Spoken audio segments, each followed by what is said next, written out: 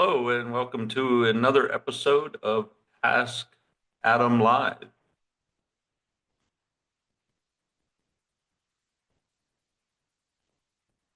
You know, it was a sunny 75-degree spring-like day in South Florida.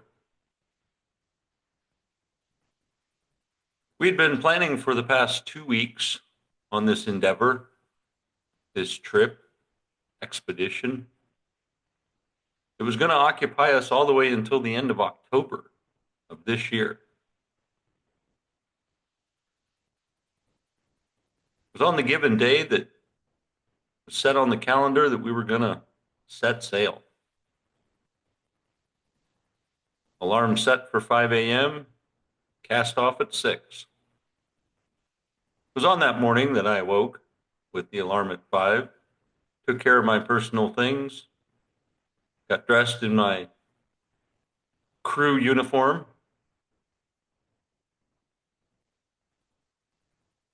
made my way back to the engine room. These engines are about the size of a 1957 Volkswagen Beetle.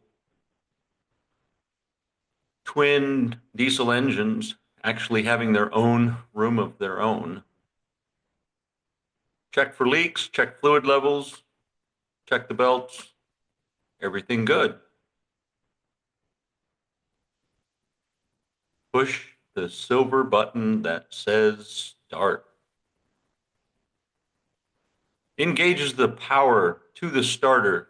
Starter churns, couple of clicks. Rumble goes that diesel engine. Do it again to the other engine. Starts up. Rumble of these engines, again, the size of a 57 Volkswagen Bug. They're connected to the body of this vessel, which means when they're moving, the vessel's moving. Not physically moving, I mean vibrationally moving. You know, anywhere you are on that vessel, the engines are running.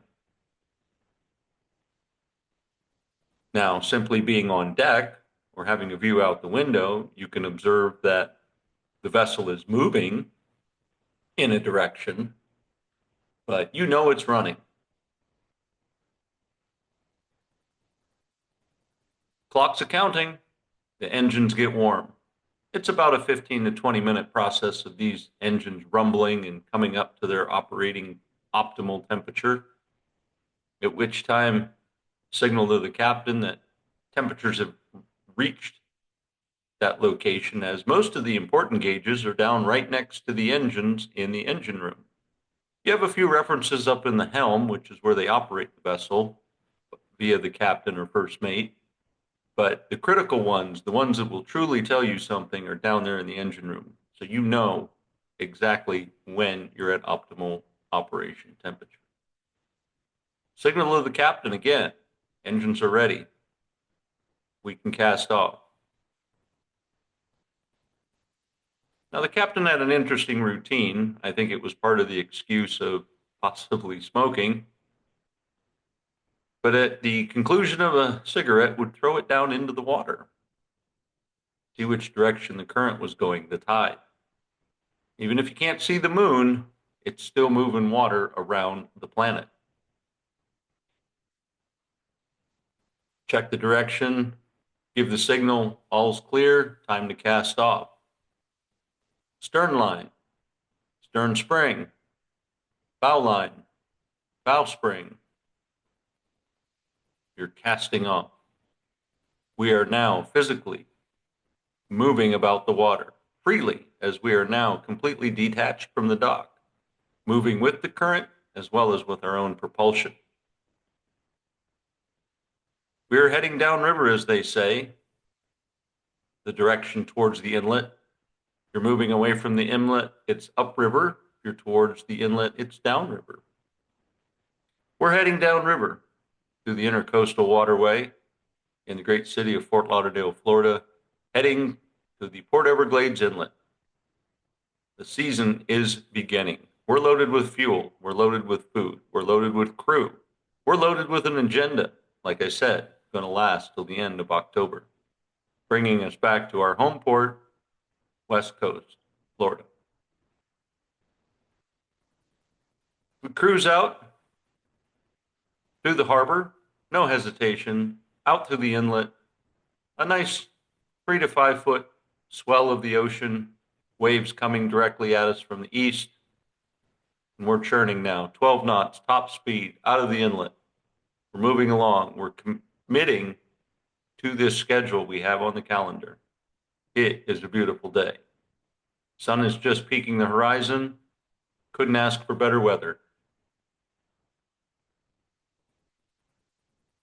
As we approach the 3 mile offshore mark, marked by an offshore inlet buoy and channel marker, we then make the left turn and begin heading north. We're heading north for the season. We're heading to the nice weather, as it's going to be soon hot in South Florida. We will be in New England, Great Lakes, and down through the rivers is our season. We begin at this time also the cycle when we're running offshore like this, and we will spend 3 days running, continuous, nonstop, 8 on, 8 off, 8 on, 8 off, continuous in a cycle. We will continue to operate like this for 3 days, 36 hours from the time we left the inlet to the time we reach the shore of North Carolina and enter a new harbor. You know, there's a certain point that you're about 100, 150 miles offshore. They're around Savannah, Georgia. So your 3 miles that you started at turns into almost 150 miles offshore, that then gradually brings you back to the shore, all based on the curvature of what we see as the East Coast of America.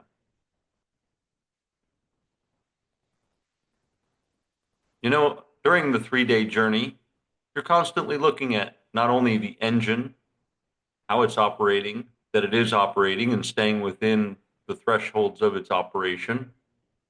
You're also constantly looking at where you're at, reminding yourself where you're at.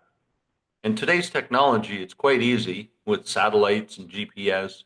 You pretty much can take your coordinates from those electronics, go to a paper chart, which you always have handy. You always want to rely on your paper. That's when electronics fail, is going to be your go-to. You go back to your paper chart and with a pencil, mark that location and the top of the hour at which you made that declaration. This is called plotting your course.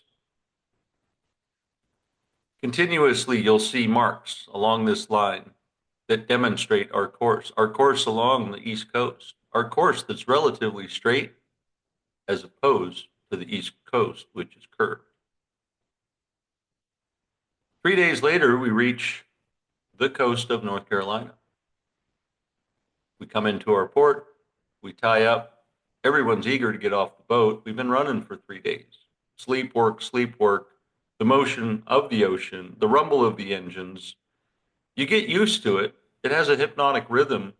However, it can be quite draining. And always having to move and compensate with the waves and having to adjust yourself and trying to sleep with the rumble of the engines. Did I mention the engines don't stop? For 3 days, those things are running, vibrating every inch of that vessel. Still, it's a pleasurable trip. Calm seas, making way. Anytime you're moving forward on the boat, there's an experience of getting somewhere, an accomplishment. The journey is taking one more step forward. Quite rarely do you ever have that experience of 2 steps forward, 1 step back. Very rarely is there something actually pushing you in the opposite direction or stopping you. I think it's a great reminder that we can always move forward. We can have resistance, but we can always move forward. We get to the inland port. It's sunrise by the time we hit that port, just as it was sunrise when we left the port. Again, 36 hours later, we ended up in Hilton Head, North Carolina. To the inlet, channel markers, buoys, we find our way to the dock station, the marina where we're going to dock for the day, get some additional fuel, some additional provisions. Everybody gets a break off the boat, and the next morning we begin again. Out of the port, and move our way forward. We need to be in New England in a few days. We've got events, schedules to keep, people to meet, lots of stuff going on. Again, this is going until October. The reason I share this life experience with you is I think it's a lot like life, a lot like life, a lot like us, a lot like what we need to do. We need to get up in the morning with a schedule before us. We need to know what we're doing, not only that day, but the days beyond that. What lies ahead for us, and what are we going to do about it? We need to start our engines. We need our engines to be in good shape. I think that's the body, the soul, the rumbling, the keeping you active, the spirit that keeps everything alive in you. We need to learn to cast off from the dock that is keeping our stability, maintaining our steadfastness, our lack of motion. Need to untie, need to go in a direction, need to head downriver, towards the inlet, towards the open water. Not mingle around the harbor, sunny cruise, just enjoying life and sun, and get out where the waves are moving, where there might be a little resistance, or like the Gulf Stream, which continuously runs, part of the global oceanic wave channels, I believe they call it, that circulate the globe and keep basically the ocean water moving. So it takes warm water from the equator and sends it to the poles, circles back around and brings that cooler water back to the equator to warm up. It's actually the Earth's own oceanic filtering system, and it's quite impressive. You get to be a part of that traveling north. You get to be part of that 2-knot current known as the Gulf Stream that comes up from the equator, sails along the east coast up through New England, Nova Scotia, then catches the mid-Atlantic cross and ends up over in the United Kingdom, where it now heads south, down to South America, South Africa, and then back to the equator line, where it then circles back just south of the equator and loops back up from South America and then up into the islands and South Florida, the beginning of the east coast of North America. We need that push. We could use that extra 2-knot tug at our stern, keeping us going along. But you're not going to find that in the inland waterways. You will find tides. You'll find tides. And they're either going to push it towards the inlet or they're going to pull you away from the inlet, depending on the direction of the tide. And that's a level of resistance too, even if you haven't even got to the open water. Another aspect about this is, remember, we started our journey at 3 miles offshore when we made the turn and headed north to almost gaining the distance a little over 150 miles offshore. That's a little bit of a journey. Something were to happen out on the high seas that you would have to get back to land or get some level of emergency services. You're talking almost half a day's trip just to head in a straight line back to the beach. So it helps that you know where you're going, and it helps that you know how to maintain that motion of getting where you're going. Also helps that you have some level of expertise in just general survival. You know, should there be a medical emergency, can you handle it? Should there be a physical emergency, can you handle it? Should there be a mechanical adversity, can you handle it? Can you fix something at sea? Do you have the replacement parts and the tools? And if something shuts down, can you fix it and get it back going as an essential part of this vessel's operation? All of these are things to consider, and all of these are things you consider even before you sail out of the inlet. They shouldn't be a surprise at 150 miles offshore. Oh, I need something. Life is a lot that way. We should be prepared for things in life. Not everything, you know, we can't guess everything, but we could certainly be far more prepared than I think we really are and that we allow ourselves to be.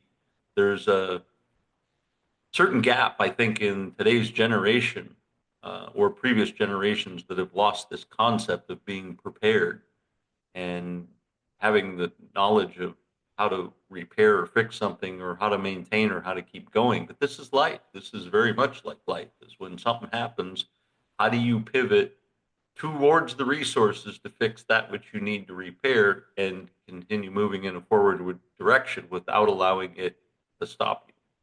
Again, I reflect, it's so much like life. Having that destination, having that port of entry, as they call it, that you're going to. Where is it that you're going to? You can't just aimlessly flounder about the sea and be in a straight direction and hope to get somewhere. That might have been possibly the intent of Columbus, and even he ran into something eventually. So that being said, let's look at life. Let's look at how you're approaching life. Let's look at, are you untying from the dock? Are you heading to the open water? Are you prepared for that which is ahead of you in whatever endeavor, where it's something you're continuously doing and that you have been doing, and how are you working to improve that? Could be some new endeavor that you're giving it the old college try and seeing how that works out. And are you doing it with the forward intent of it getting you somewhere and getting you to that next port of entry? What is this chart, if you will, that you've laid out in front of you that is going to tell you what's around you as well as where you're going and what will lie ahead of you? You know, back in the Roman times when they were out conquering the globe, they were sailing by the stars and going by just vague sketches of what land looked like with the explorers and people that were before them. Now we have GPS, satellites, and Google Earth, and we've got pictures. I mean, you can actually see now in the global positioning systems how close you're getting to land, whether or not you're even heading to land. Because, you know, one of the things we were about, what was it, 2.5 days into that journey, and we lost the visual of the coast as we started, which was to the left. But now on our approach back towards land, it was actually in front of us, again, because of the curvature of the coast. Much like life, you're looking to where it left you, not where it's going to be. So if you kept looking left, going, well, let's wait until we see land again, it's most likely not going to be there. It's now going to be in front of you because of the curvature of the East Coast now puts that landmass in front. You're coming up on the southern end of North Carolina, which protrudes out into the Atlantic Ocean. So you have to be aware kind of where you're going, have to be aware of where to expect it, plan for it. Also to look for the signs. You know, there's buoys and channel markers out there in the ocean, especially, you know, a good half, quarter mile, sometimes a whole mile will be the approach channel to get to an inlet. And you'll see those buoys just long before you see land, just out in the middle of the ocean. Strategically placed there to let you know, hey, here's your channel. And to follow between those markers that will take you safely into the inlet, that will take you into safe harbor, that will take you to the new dock of mooring. And again, we were just there for a day. We weren't staying long. And then we were untying again and back to the freedom of the open ocean. And again, I can't help but think that this is so much like life that we shouldn't just tie our vessels up to a mooring post and not explore and not go anywhere after the first journey. Why we get comfortable. And you know, getting comfortable isn't good. Just like it's not good for our body to be sedentary and not do things and not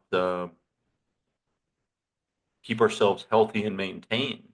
You know, just like a vessel, you tie it up to the dock. If it doesn't run after a while, the engine doesn't start. You know, things just don't operate when they don't run on a frequent basis. In fact, many times it's a monthly check that you should go and start your engine and let it run, let it get the temperature, make sure things aren't leaking. You know, that's when you want to find out something may or may not happen, not offshore. So you want to do those periodical checks, but also sitting there at the dock, moored at a dock, you're going to get what is the cellular crustaceans known as barnacles. And it starts out as a small cellular parasite, if you will, that starts growing a shell-like cocoon that attaches to the bottom of your boat. Now, not only is this kind of disgusting, but if you have many of these shells that are connected to the bottom of your boat, and honestly, once they connect, they're very difficult to get off. They're very difficult. This is reducing, when you do go to sea, is reducing your movement. You know, the smoothness of a hull and the design of a hull is what helps you glide through the water at a reasonable speed with a minimal amount of energy. So now if you have these crustaceans on the bottom of your boat, that's reducing your speed, your forward momentum. Much like life, you know, you get a little comfortable being somewhere, you get some of these, and then it's like, hey, I got to get up and do something, and you go somewhere. Well, guess what? Your forward movement is already being diminished. And it not only will slow your forward movement, but many of the engines on boats use the water by which they sit in to cool. So they'll draw that cold water in, run it through the engine, cool it, and then flush it back out as part of the exhaust process. If those intakes by which the water gets sucked into the engine to keep it cool get loaded with these barnacle crustaceans, you're not cooling your engine, and that can cause overheating. So there's numerous reasons why you don't want to be sedentary. Don't leave your vessel sedentary. Don't leave yourself sedentary. Don't tie yourself to a dock and stay there. You know, the other concept also is it's not getting to the destination necessarily. It's the journey between point A and B. So as you leave the harbor and you experience that freedom, and as you experience things along the way, then you get to your port of entry.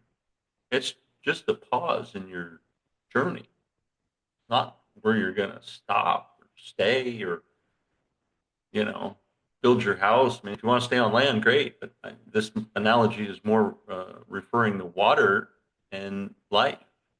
And so you kind of want to be moving, keep those things moving, keep those things operational. You know, some of the things that we experienced during just that part of the journey and other parts of the journey were dolphins.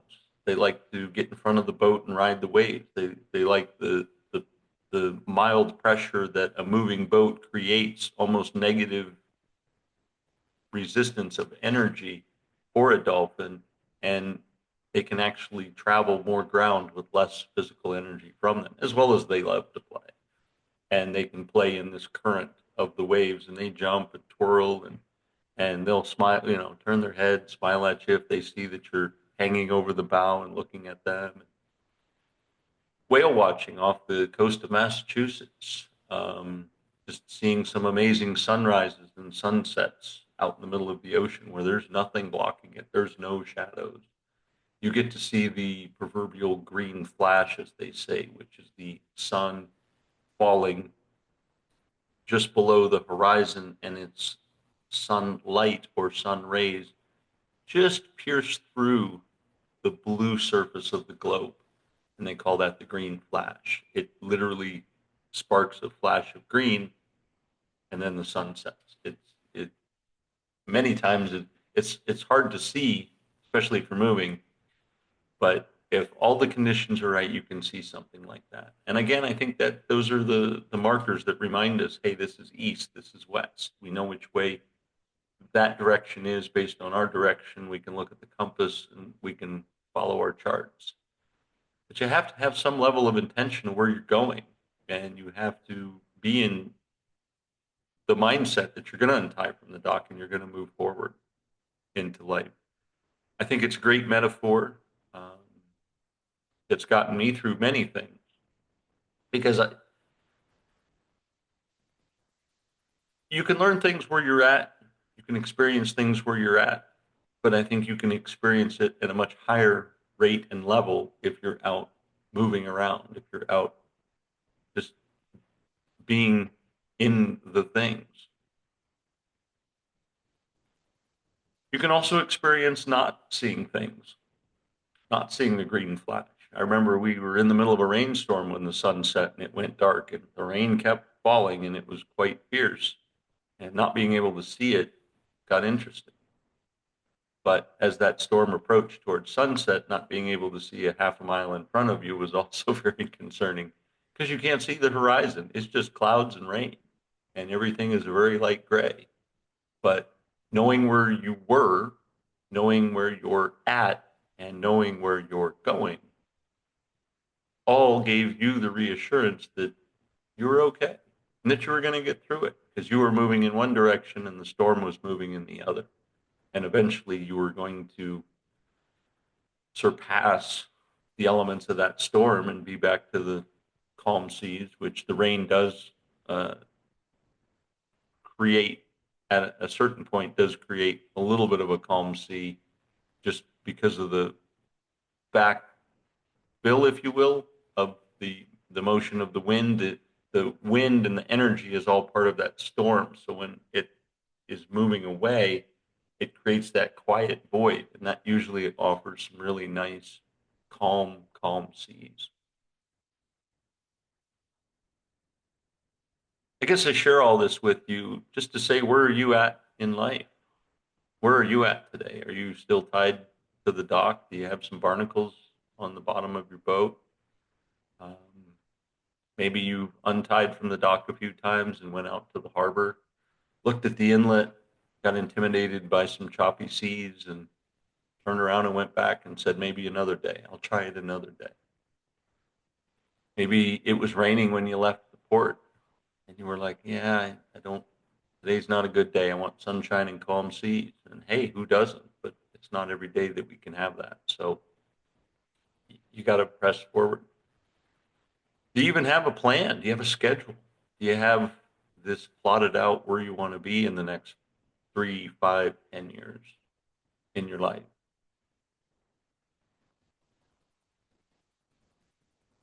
If you don't, kind of need to figure that out.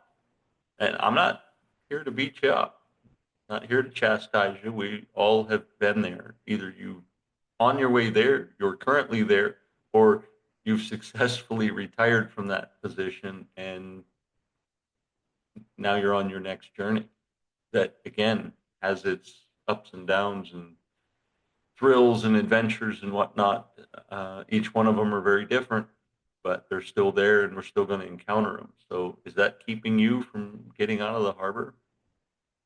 Is that keeping you from seeing the open seas?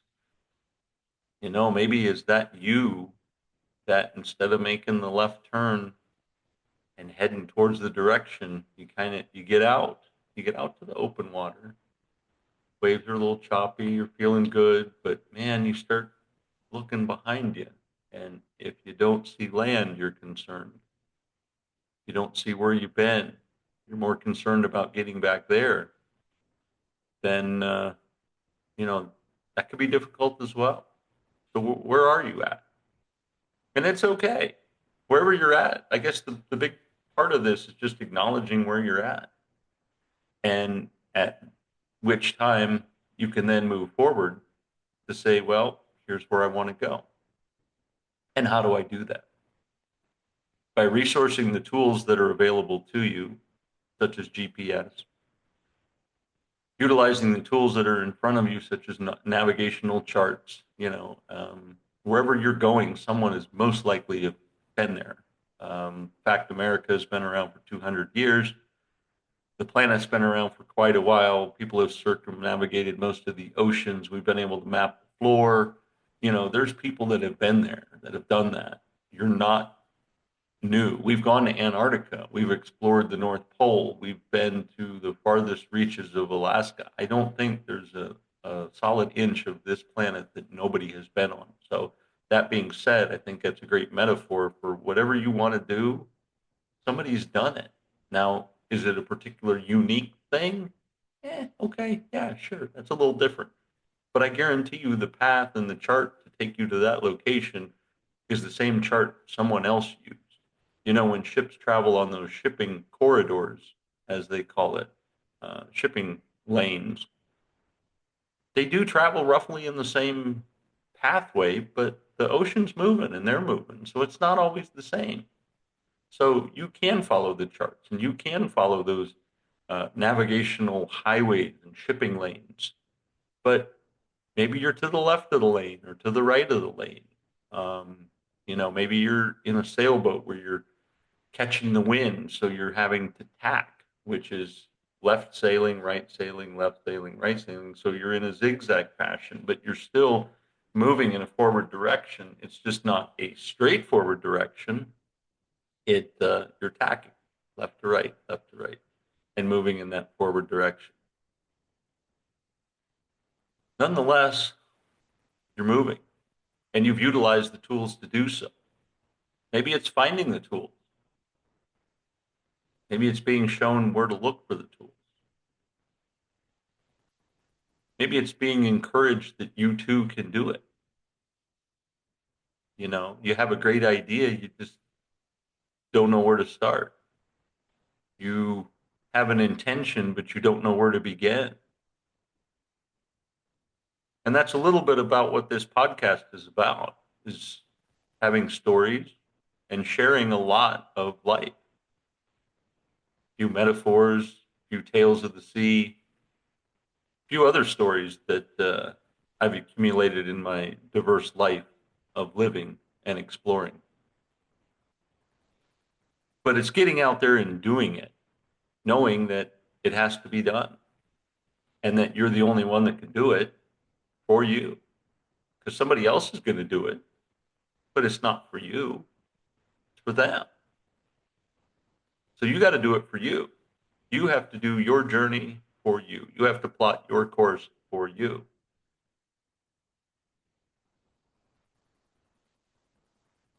So sharing this valuable information with you, what's the next step? And stop beating yourself up. I know that's exactly what you're thinking. Yeah, well. No. Should, would, and could all are gone. It's today. It's a new day. The sun's rising. We're heading out to sea. We're getting ready to make our left turn. We're going to head out to our journey and tackle this big endeavor called life. So let's get our tools and decide the direction we're going to go to, because there's charts for everything. Start plotting our course and start doing the things that we need to do to sail forward. Whether that's improve our health so our engine runs properly, whether that's seek some assistance like the wind, somebody to give you some accountability to share so that you're at least moving in a forward direction. And also, one of my favorite acronyms of the Ask platform is always seek knowledge. It's what the Ask in Ask Adam is. Always seek knowledge. I just happen to be here, so my name's in it, and it's live. This is life, happening live to us and for us. So if it's happening for us, hoist your sails, catch the wind, and let's plot our course to get somewhere, to go somewhere. And a lot of times, I guess I also want to share with you that it's not always reaching the top. I think that's a misnomer as well. If you want to be an Olympian, for instance, Michael Phelps, right? If you want to be an Olympian, you get a coach, right? You have a coach that shares with you how to be the best, that keeps you accountable, that keeps you to be the best swimmer, right? Well, what if you want to be the best parent? When you want some advice instead of just sort of like sailing out and not knowing what's ahead? And if you just want to be the best business person, maybe there's steps and tools and traits and things that you can learn from others that they have shared or willing to share with you to explain how they got where they got and help kind of cut down that learning curve a little bit. So that's just a little bit as we enjoy here, episode 2 of Ask Adam Live. is always seek knowledge, and don't be afraid to untie from the dock, plot your course, and head out for a new adventure. Life is out there happening for us. The tides are moving, the current, the Gulf Stream is pushing us, the sun is shining. Everything is lined up for us to do the best, have the best, and enjoy the best we can in this thing called life. So if you're having a little trouble with that acceptance of all these things being here, ready for you to enjoy, ready for you to appreciate, ready to assist you in what you want to do, okay, reach out, share your thoughts, share your dreams. What is it that keeping you from untying from the dock and plotting your course and moving forward?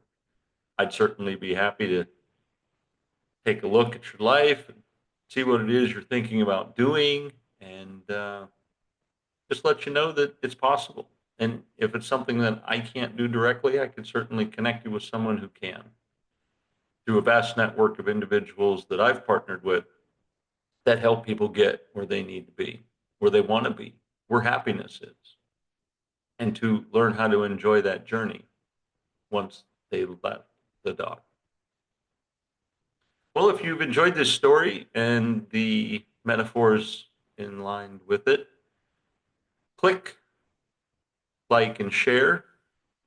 Certainly subscribe to the channel as well, so you can always get whatever the next episode is going to be. If it's something that really didn't resonate with you, but you think someone else who you know might, certainly share this episode with them so that they may start thinking. They may start considering when they're going to untie from the dock, when they're going to plot their course, and when they're going to move forward, when they're going to do something for them to eventually start to enjoy this thing called life, and to be enjoying the part A to part B, the getting from point A to point B. I'm Adam, and this has been episode 2, Life on the Water. Make it a great day.